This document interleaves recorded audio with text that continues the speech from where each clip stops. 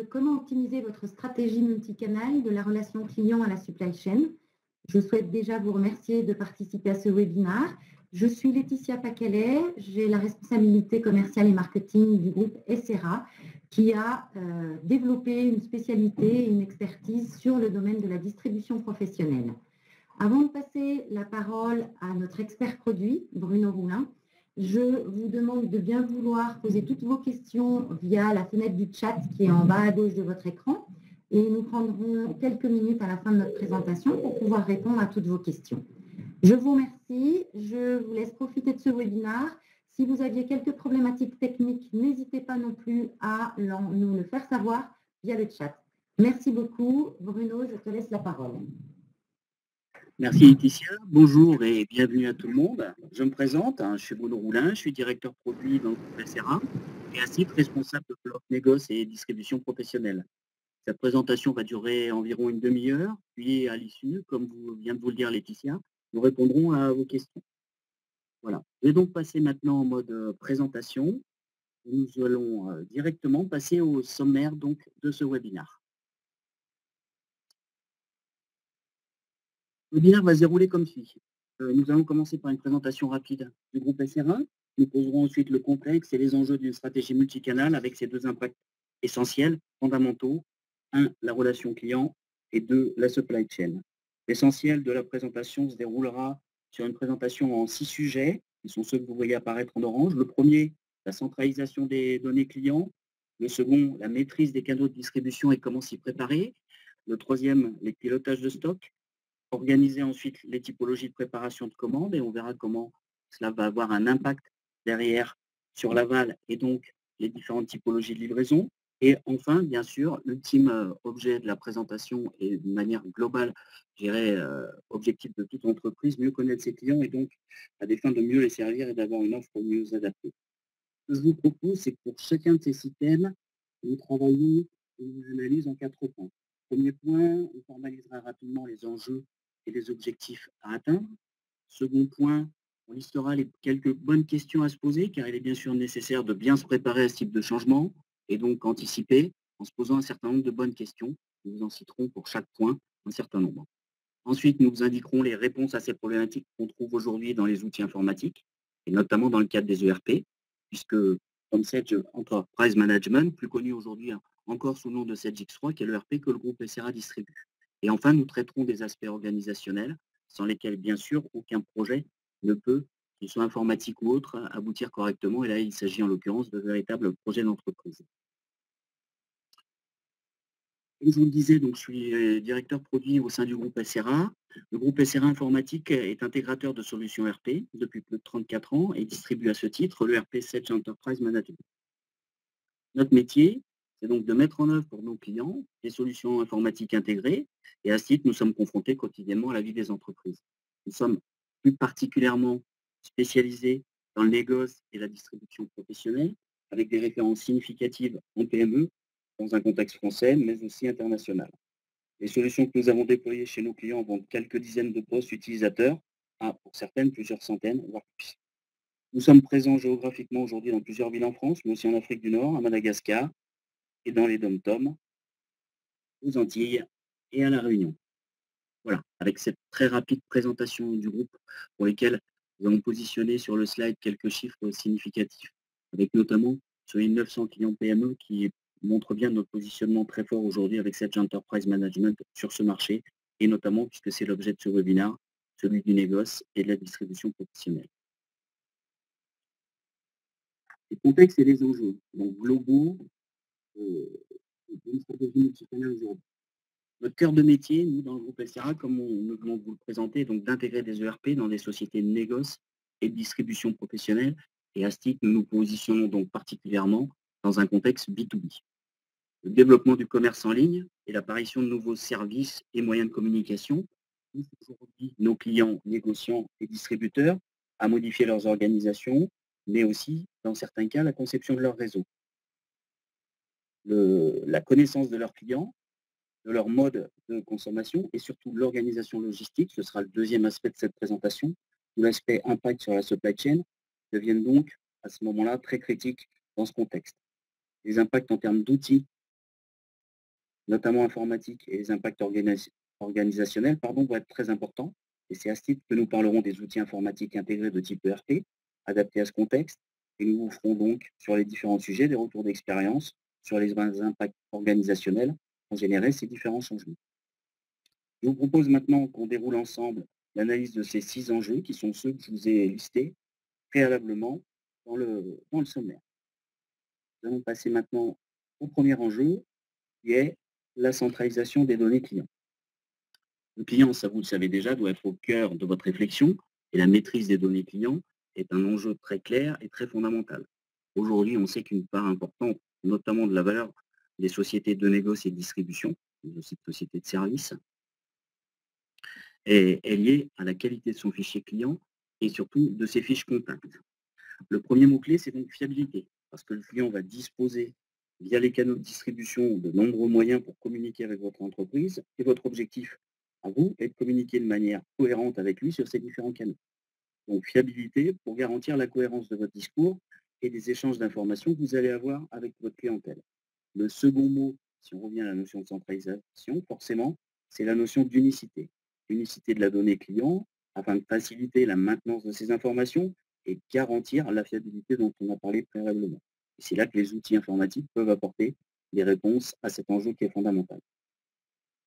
Donc, dans ce contexte, on a sélectionné un certain nombre de questions qui sont à se poser justement dans le cadre d'une logique de centralisation des informations clients. Première question, la définition des critères de qualification. Alors bien sûr, nous parlons là de critères de qualification qui vont plus loin que les données, j'allais dire, purement structurelles, obligatoires, l'adresse, le SIRET, ainsi de suite. Mais il doit falloir donc les organiser dans un objectif de connaissance et aussi pour être capable d'animer son parc client en le maîtrisant et donc en l'ayant correctement qualifié. Donc, ça peut être à la fois bien sûr des critères professionnels, le CSP, la taille d'entreprise, mais aussi, et c'est de plus en plus le cas, des critères personnels au niveau du dirigeant ou du contact. Son âge, ses hobbies, afin d'être capable d'animer correctement son parc client. Le mot-clé, c'est fiabilité, on en a parlé.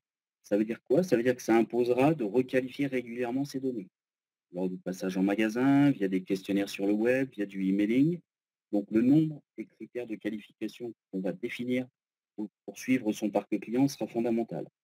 Trop de critères aura forcément un impact sur la qualité de ces données et sur leur exploitation. On doit aussi prendre en compte à cet instant des problématiques de confidentialité, attention, notamment la RGPD qui est active depuis le mois de mai.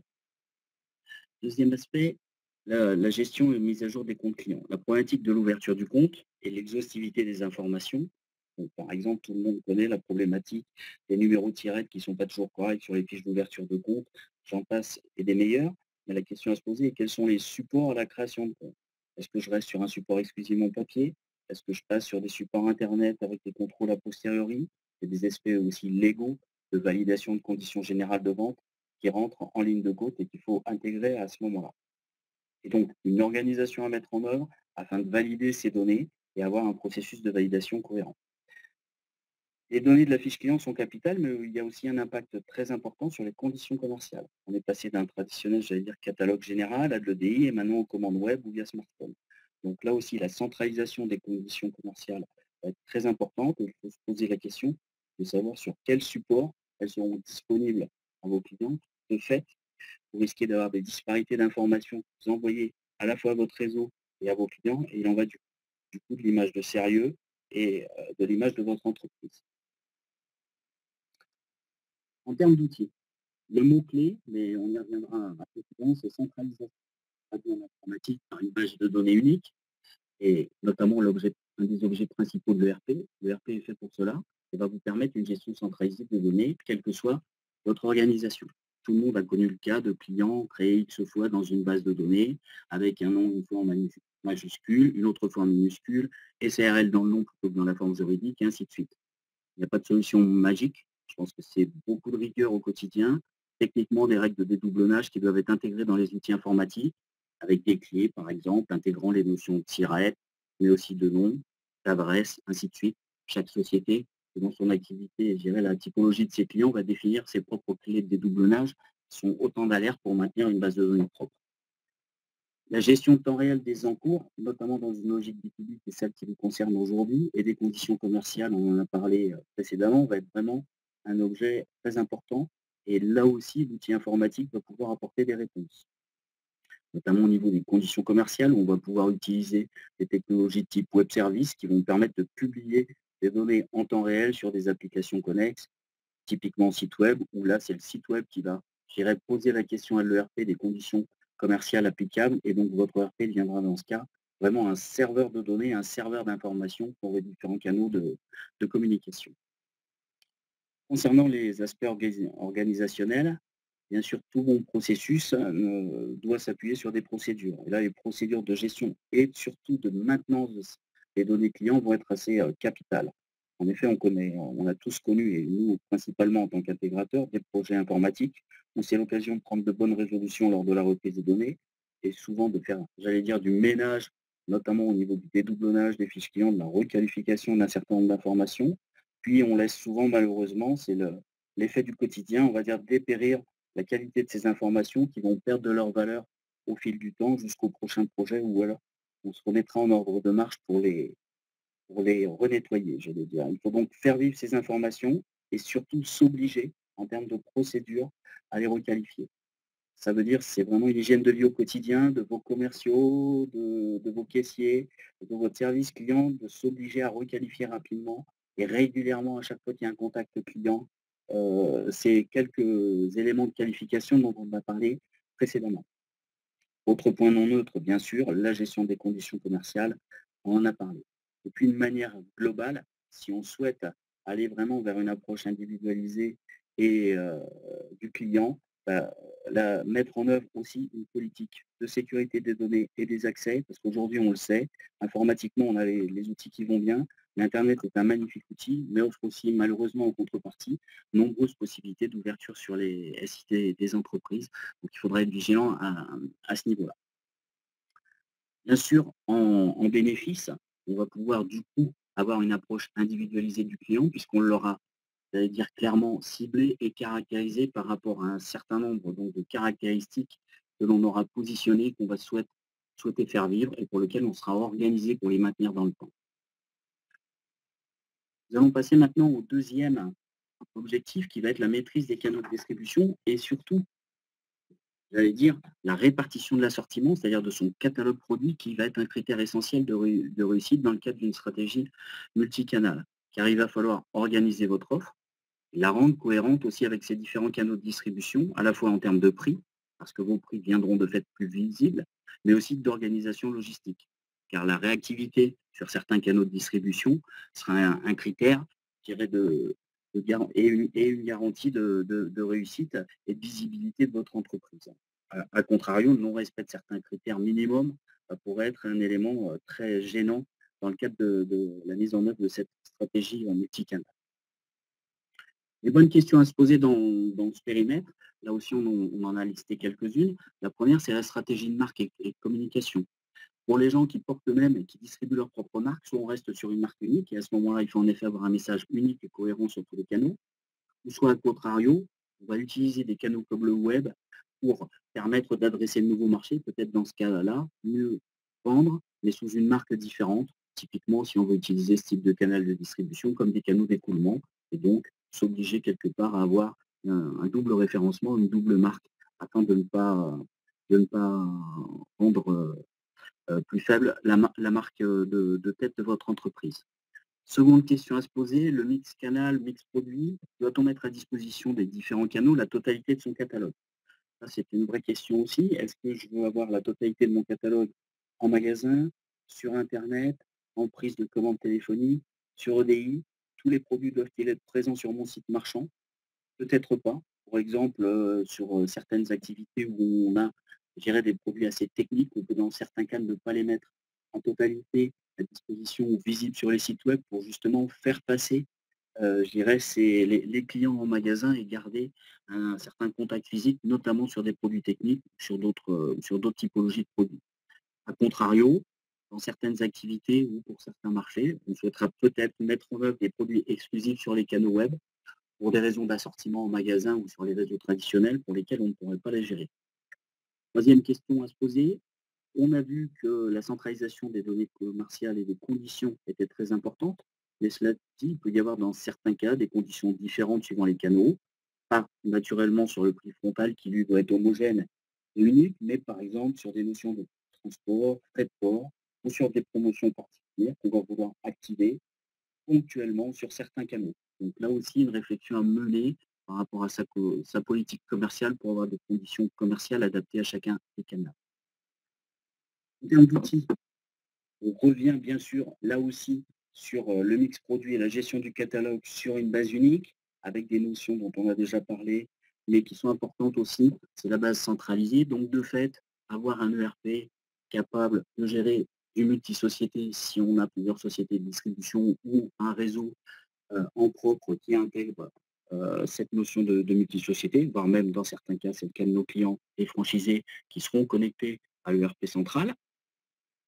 Une organisation des données articles par canaux, là aussi, l'objet sera de gérer une fiche article unique, bien sûr, dans le RP. Par contre, être capable, au niveau des outils informatiques, de gérer, par exemple, des données de conditionnement ou des multiples de ventes différents, suivant les différents canaux de distribution qu'on va adresser. Troisième point, les contraintes à intégrer au niveau des outils informatiques, mais c'est le cas aujourd'hui des ERP et notamment de Sage Enterprise Management, la gestion de temps réel et centralisée des conditions commerciales.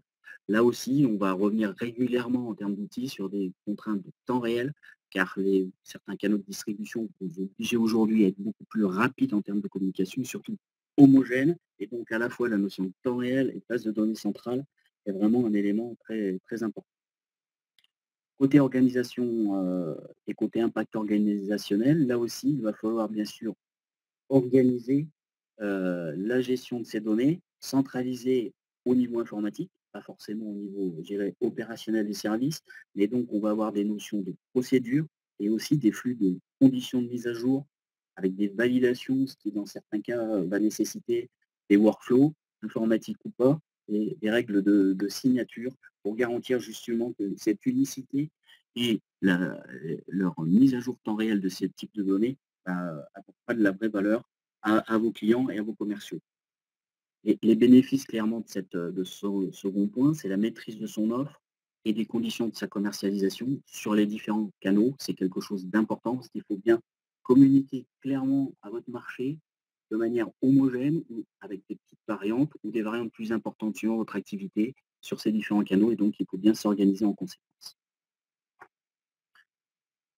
Troisième objectif, et là on va parler, je dirais, on va commencer à rentrer dans les problématiques de la supply chain parce que le multicanal est un relais de croissance, offre de nouveaux marchés, les possibilités d'accéder à des prospects et des clients plus rapidement qu'historiquement sur les canaux traditionnels, mais ces nouvelles méthodes de distribution vont complexifier la gestion de stock et en amont de celle-ci, toute la partie gestion des approvisionnements. En effet, à la fois la réduction des délais que certains canaux vont imposer et la complexification des catalogues, comme on a vu précédemment, dans le cas où on avait des mix produits par canal qui étaient un petit peu différents, ne va pas simplifier du tout le rôle de la supply chain, mais qui pourtant va devenir critique, car notamment sur des notions de respect de délai, de qualité des transports et d'approvisionnement. Parmi là aussi les quelques questions qu'on a à se poser, la première, c'est forcément d'avoir une logique d'organisation de son offre produit et du stock et de la façon de gérer ce stock autour de cette offre produit. Pourquoi? Parce que l'optimisation économique pousserait à avoir un stock unique, alors qu'en fait la qualité de service impose dans certains cas d'avoir des stocks dédiés pour répondre à la rapidité d'exécution de certains canaux. La question est donc d'analyser son catalogue, là aussi, produit, et de définir ceux qui nécessitent d'avoir des stocks dédiés par canal, avec une certaine étanchéité commerciale entre ces différents stocks. Typiquement, allouer des quantités en stock en canal ou en canal traditionnel et ne pas continuellement, j'allais dire, prendre du stock de l'un pour alimenter l'autre.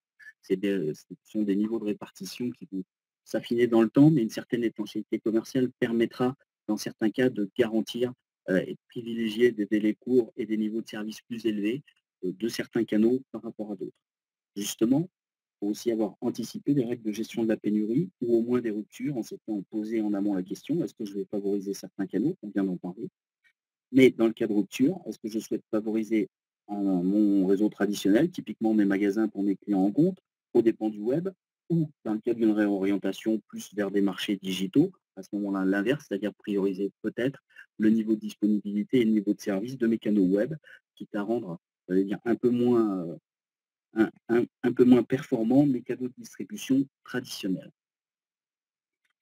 En termes d'outils, là aussi, on va revenir sur une source de données unique et une mise au jour temps réel, non pas cette fois des référentiels, mais des niveaux de stock. Et puis, derrière, forcément, un impact aussi fort sur la partie approvisionnement. On en a parlé, on va en refaire un petit zoom sur cette partie, puisque la multiplicité de l'offre en termes de références produits et des supports marketing va nécessiter de renforcer aussi la gestion des prévisions et les approvisionnements, liés notamment aussi aux opérations commerciales qui vont pouvoir se multiplier grâce à ces nouveaux canaux. Là, il va falloir que votre outil, donc votre ERP, vous permette de tracer les historiques de vente par canaux, par opération, de les analyser afin d'émettre des suggestions cohérentes via des prévisions pour les réapprovisionnements et pour faciliter la vie des services approvisionnement. De plus, les flux dits de contre-marque, c'est-à-dire tout ce qui va être achat direct au fournisseur pour couvrir une vente, donc avec potentiellement là aussi des livraisons directes ou des flux plus directs entre votre fournisseur et votre client, vont se multiplier. Et là aussi, l'outil informatique devra être capable de les gérer, car ce flux est structurellement beaucoup plus consommateur en temps, notamment pour là aussi pour vos services appro. Donc il faudra que l'outil puisse être un outil d'aide au déploiement de ce type ce type de mode de gestion. Dernier élément, on en a parlé dans le cadre d'affectation d'articles, d'une partie du catalogue sur des canaux de distribution. Bah là, il faudra aussi que votre ERP soit capable de disposer d'outils permettant de gérer ce besoin sans pour autant être obligé de gérer des stocks physiques séparés. Donc le produit peut être stocké au même endroit, et c'est l'ERP via les règles de gestion que vous allez lui donner, qui devra garantir un stock logique par canal avec les quantités affectées à chacun, et derrière, donc les bonnes procédures de réaffectation éventuellement d'un canal à l'autre. En termes d'impact organisationnel, donc ces nouveaux changements risquent d'impacter la structure de vos services approvisionnement, parce qu'en effet, on va passer d'une structure qui avait pour objectif premier d'alimenter des stocks centrales afin de couvrir des besoins traditionnels, plus vers un pilotage de besoins de diverses origines. Des besoins traditionnels, des opérations commerciales, et surtout de plus en plus de besoins one-shot et à délai court. Donc un référentiel fournisseur qui risque de devenir plus large, un volume de commandes, notamment en termes d'approvisionnement, qui va devenir plus important avec des commandes de taille plus petite, mais nécessitant dans certains cas plus de suivi, car plus de réactivité. Donc peut-être aussi dans certains cas un changement de profil au niveau de vos approvisionneurs. Ensuite, organiser la logistique en temps réel, nécessité d'avoir des informations en termes de stock au plus juste, à la fois prévisionnel au niveau appro, mais aussi au niveau physique. Ça va imposer une organisation logistique plus informatisée pour tendre forcément vers cette notion de temps réel et un des objets fondamentaux.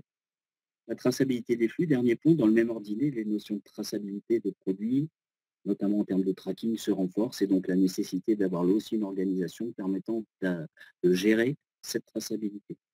Le bénéfice, là, dans ce cadre-là, de pilotage des stocks, c'est augmenter le niveau de service, donc la satisfaction client, tout en optimisant les enjeux financiers.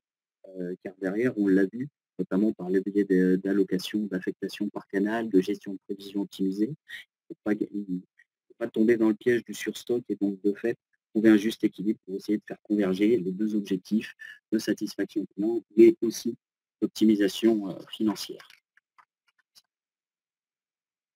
Quatrième objet, et là on va rentrer dans le cœur, je vais dire, de la supply chain aval, c'est optimiser les différentes typologies de préparation de commandes, car on va arriver maintenant sur les deux points essentiels, préparation de commandes et livraison en termes de supply chain. Multicanal, là, en l'occurrence, va être encore à l'origine de plusieurs changements. Taille des expéditions, donc on va arriver sur des expéditions de taille sans doute plus petite. Fréquence de commandes, notamment lorsqu'on va vouloir être présent sur des marketplaces, typiquement Amazon, ces discounts qui vont vous imposer des règles, des engagements très stricts. En effet, on va conserver peut-être des préparations au niveau de palette ou même camion pour le réseau traditionnel avec des commandes groupées, mais aussi avoir à gérer de plus en plus de petites expéditions et donc un nombre beaucoup plus important. Donc dans ce contexte, les bonnes questions à se poser, quels sont les délais de livraison tolérables par canal de vente? En effet, les contraintes de livraison vont tirer, dire, l'organisation de votre préparation. Donc, de fait, avec des fréquences de préparation plus élevées, on va passer de préparation quotidienne en centrale pour les magasins à plusieurs vagues de préparation dans la journée en fonction des différentes méthodes de livraison. Deuxième question, quel type d'unité de manutention vais-je avoir à utiliser? Parce que là aussi, la multiplication des références et aussi surtout la taille des commandes qui aura tendance à baisser sur certains canaux va engendrer des changements sur la taille des unités de manutention. On risque de manipuler beaucoup plus de carton alors que préalablement, typiquement, on était à minima, j'allais dire, sur des unités de type palette pour tout ce qui était expédition. Troisième question, est-ce que mes ressources logistiques doivent être dédiées à chaque canal? Les différents canaux vont sans doute engendrer de nouveaux modes de préparation.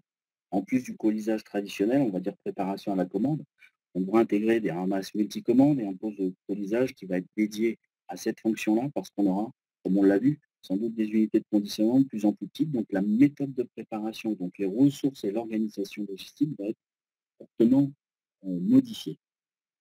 Ça veut dire aussi que le RP devra gérer en termes d'outils toute cette partie typologie de commande dans le cadre, là encore, d'une solution intégrée, qui est plutôt à privilégier. Ça, c'est notre approche. Que des solutions dédiées de type WMS. Nous préférons privilégier le fait d'une solution intégrée pour garantir les deux piliers dont on a parlé, l'unicité de l'information et surtout temps réel, afin d'avoir à éviter des mises en œuvre d'interfaces entre différents systèmes, même s'ils sont pour certains du best of breed. Dans le RP, la possibilité de lancer des vagues de préparation multicritères, mais aussi notamment des gestions importantes comme le cross-docking devront être intégrées dans l'outil informatique pour être capable justement de tolérer ces changements de fonctionnement. La gestion des différents modes de colisage, on en a parlé, avec des conditionnements qui vont fortement baisser, et puis surtout les saisies déportées, tout temps réel à positionner au niveau de la gestion des stocks. Donc là, le temps réel, traçabilité, ça va être des saisies temps réel de type douchette avec du code barre sur l'ensemble des flux logistiques, la réception, le rangement, le cross-docking, la préparation, le chargement. Et là, il faut envisager de passer rapidement à des douchettes connectées, donc des couvertures réseau, des entrepôts et des zones de préparation.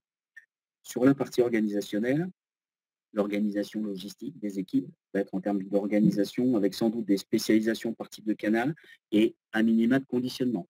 On ne prépare pas des palettes complètes comme on fait du colisage unitaire.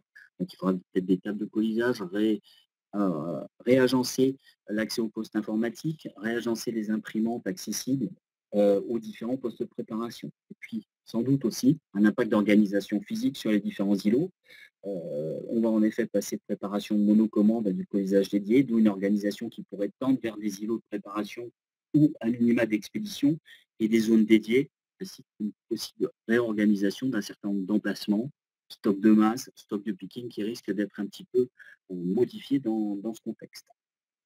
Donc là, le bénéfice, là encore, va être de tendre vers l'augmentation des niveaux de service en lien avec les délais de livraison qui sont quand même la règle qui va tirer, je dirais, tous les différents aspects de réorganisation dont on a parlé précédemment. Cinquième objectif, la gestion de différents modes de livraison. Pourquoi? Parce que ces nouveaux réseaux de distribution amènent à des modifications dans les méthodes et dans les délais de livraison. Le client professionnel, votre client est aussi le week-end ou le soir un client particulier. Et pour peu qu'il soit par exemple le client Prime chez Amazon, ce serait compliqué de lui expliquer qu'il faut 15 jours pour le livrer et qu'en plus il doit venir retirer ça en magasin. Donc là, les bonnes questions à se poser en l'occurrence vont être en premier lieu les contraintes de transport. Car on va en effet multiplier les modes de transport. On a parlé tout à l'heure de préparation traditionnelle qui utilisait plutôt de la messagerie pour jusqu'à 2 ou 3 palettes ou de l'affrètement. Là, on risque de passer sur des opérateurs qui sont utilisés par le retail. Du coup, notamment pour les sociétés qui gèrent leur propre flotte de camions et donc sont organisées pour, la part de transport sous-traité va fortement augmenter. Troisième question, le cas de la livraison directe doit aussi être anticipé, car cela veut dire qu'on passe à un transport, je vais dire, sous-traité à son fournisseur, dans le cas d'une livraison directe, contrairement à un pilotage direct, notamment dans le cas du click and collect, on va continuer à utiliser les circuits logistiques traditionnels pour ramener le client en magasin.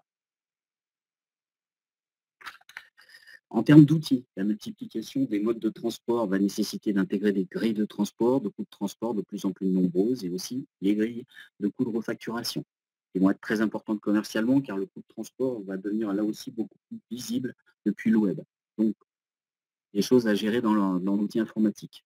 Et puis, toute la partie exécution de transport. On va gérer de plus en plus de lignes vers les transporteurs, les étiquettes Colissimo, autres. De plus en plus de tracking avec les numéros, la gestion des numéros de tracking qui sera fournie par les opérateurs, afin par exemple que vous puissiez les mettre en ligne sur le suivi de commande et sur le mon compte de vos clients sur votre site web. Donc le RP, là aussi, va être une aide à la gestion de ces bonnes données et au contrôle des factures de transport à la fin qui risque de se multiplier, en effet, avec ces nouvelles organisations. Dernier point important aussi à bien intégrer au niveau de l'outil informatique, la traçabilité du besoin sur tout le réseau. Typiquement, l'exemple d'une commande client avec une référence, une adresse de livraison, le téléphone d'un contact sur le web, qui devra se propager sur l'ensemble de votre réseau. Par exemple, dans le cadre du click and collect, on va passer du site web vers le RP, de l'ERP à la logistique et enfin jusqu'au magasin. Donc, l'information du client et de son contact devra suivre sur ces différents flux afin d'avoir une bonne intégration. En termes d'impact organisationnel, on va avoir la prise en compte d'un certain nombre de contraintes, et notamment des contraintes de conditionnement, dès la création du produit. La gestion des codes barres, est-ce qu'on doit passer sur des codes barres carton, va être systématisée, la traçabilité client, et aussi pour garantir le suivi d'éventuels litiges transporteurs. Donc des impacts dès la création du produit, mais aussi sur les fournisseurs.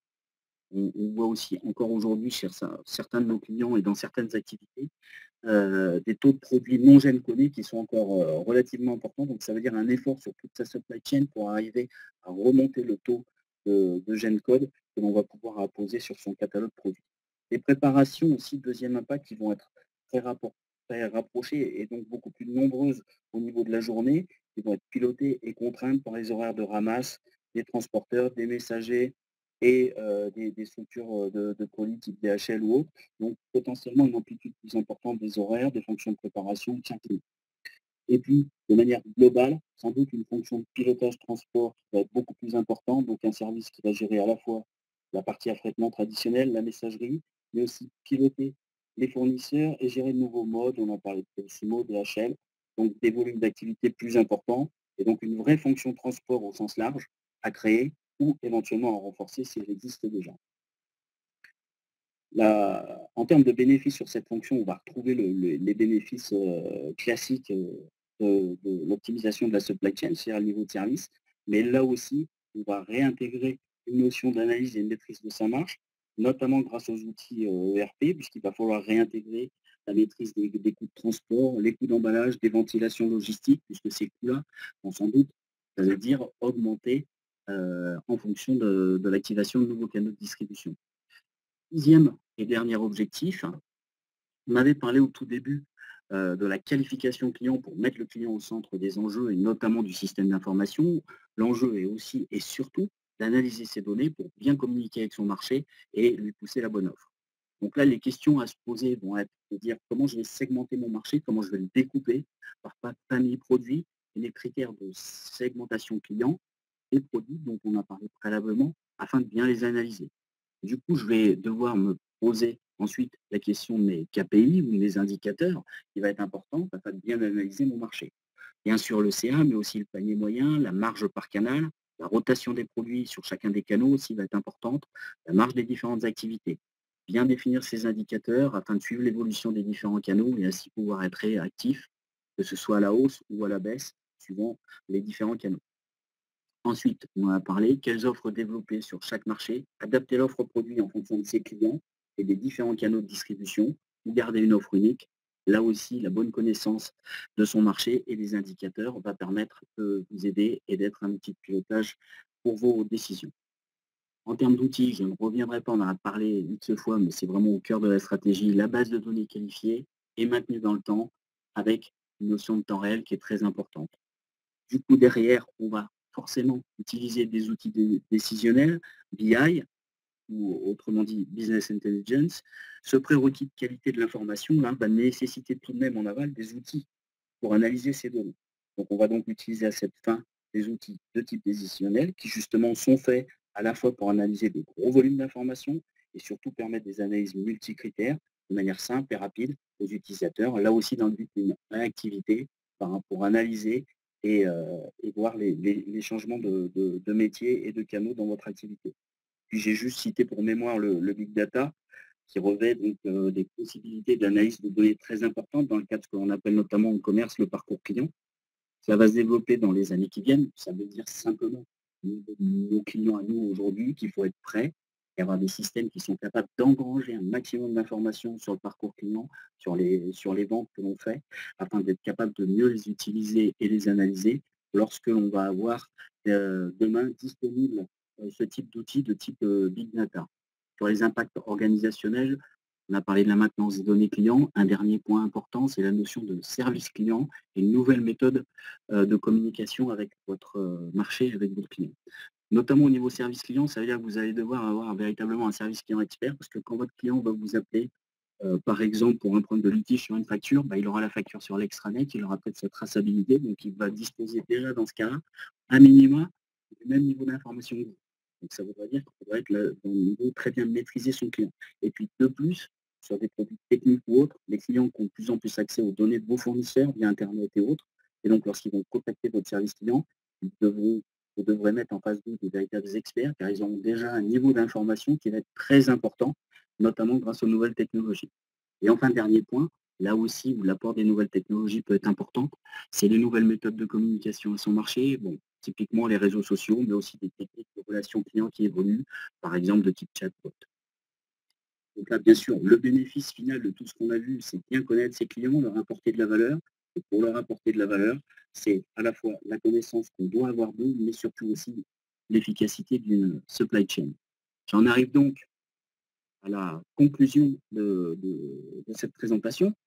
On constate donc aujourd'hui, en effet, et ceci se développe de plus en plus rapidement, que les techniques qui sont aujourd'hui dans le retail, c'est-à-dire dans le commerce de détail, se propagent de plus en plus dans le monde du négoce et de la distribution professionnelle, qui est celui de nos clients aujourd'hui.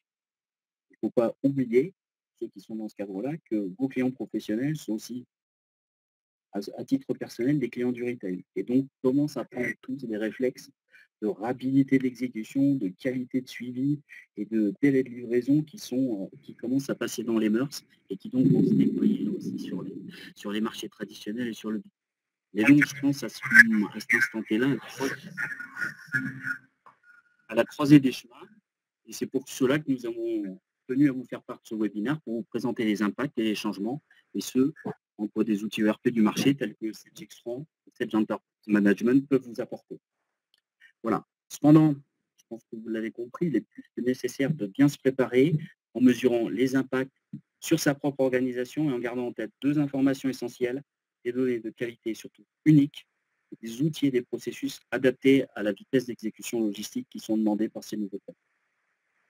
Voilà, j'ai terminé ma présentation. Nous allons désormais passer aux questions et je vais redonner la main à Laetitia. Ouais, merci Bruno. J'espère qu'on a pu vous apporter quelques éclairages. Nous avons une petite question sur le chat commun, Bruno, concernant l'ERP dans sa dimension multilingue, multilégislation. Est-ce que tu peux apporter un petit éclairage sur le périmètre de cette solution ?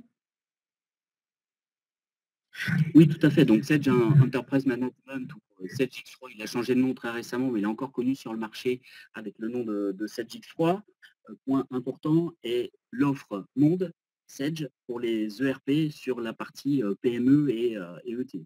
Ça veut dire qu'en effet, c'est une offre qui, par définition et structurellement, et multisociété, on en a parlé, mais aussi multilégislation. Et donc, dans le cadre de cette base de données unique, qui a été un petit peu l'élément, je dirais, récurrent de notre présentation, puisqu'on a vu que la qualité de l'information et sa gestion en temps réel était primordiale pour aujourd'hui attaquer le multicanal, on va pouvoir faire vivre dans une base ERP de type Sedge Enterprise Management, à la fois des sociétés de différentes législations et donc de différentes localisations, avec un produit qui est traduit dans plusieurs dizaines de langues, des États qui sont aussi traduits structurellement dans plusieurs dizaines de langues et qui gèrent aussi la législation d'un nombre très important de pays. Ça veut dire qu'au sein de la même base de données, de la même organisation, du même référentiel client et surtout article, vous allez pouvoir faire cohabiter des structures de distribution de différentes localisations et de différentes législations. Aujourd'hui, c'est le cas, on va dire à peu près 20-25% de nos parties clients en PME qui a à minima une filiale, voire dans certains cas, qui soit à l'étranger et qui les fait cohabiter dans le même ERP pour justement garantir la structure et la cohérence de ces référentiels et notamment de l'offre produit, tout en garantissant par réel de ça les aspects légaux locaux de législation qui sont intégrées dans l'offre 7X3. D'accord, merci Bruno. J'espère qu'on a pu répondre à votre question, Christian R. Deuxième question qui est arrivée en off et pas sur le chat de tout le monde, c'est quelles sont aujourd'hui vos références et qui fait votre spécificité et votre légitimité sur ce marché en fait? Alors, nos références sont historiques, on ne va pas toutes les citer là aujourd'hui puisque ce n'est pas l'objet, on pourra prendre contact ensuite suite à un webinaire en direct.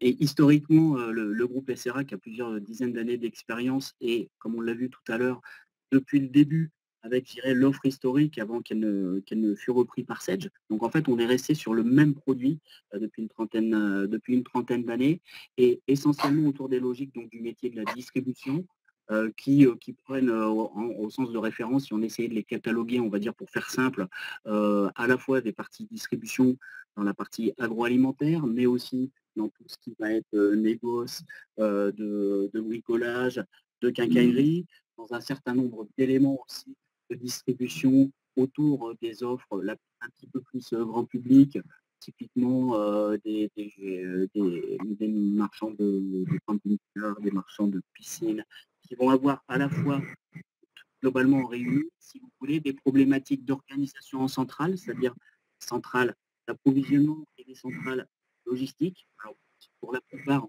monocentrales, mais avec certains qui sont centrales, des problématiques aussi justement d'alimentation, de gestion de son réseau de magasins. Ça, c'est, j'allais dire, des canaux de distribution traditionnels. Donc là, avec des logiques de réapprovisionnement automatisé, de propagation des effets de marge, de gestion des assortiments, sur lesquels nous avons là aussi historiquement beaucoup travaillé. Et puis, nous allons aujourd'hui beaucoup plus, dans le cadre du multicanal, sur des offres de type synchronisation avec des sites web, gestion aussi physique des magasins, car même dans le cadre du B2B, là aussi, les notions de gestion de compte, d'enlèvement au comptoir doivent être totalement intégrées, puisqu'on va avoir des problématiques de gestion commerciale, des problématiques de gestion d'emploi.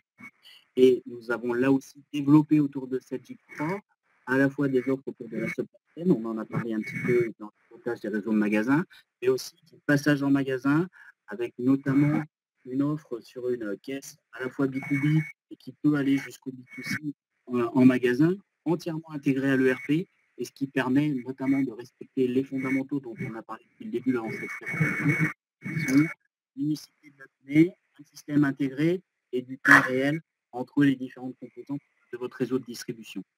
Donc notre légitimité, oui, on l'a par notre part client, de par le fait qu'aujourd'hui, si vous voulez, on a développé un nombre important de modules métiers qui viennent enrichir le RP Sedge Enterprise Management, justement pour répondre à ces problématiques, à la fois de supply chain et surtout de relations avec le client sur les différents canaux.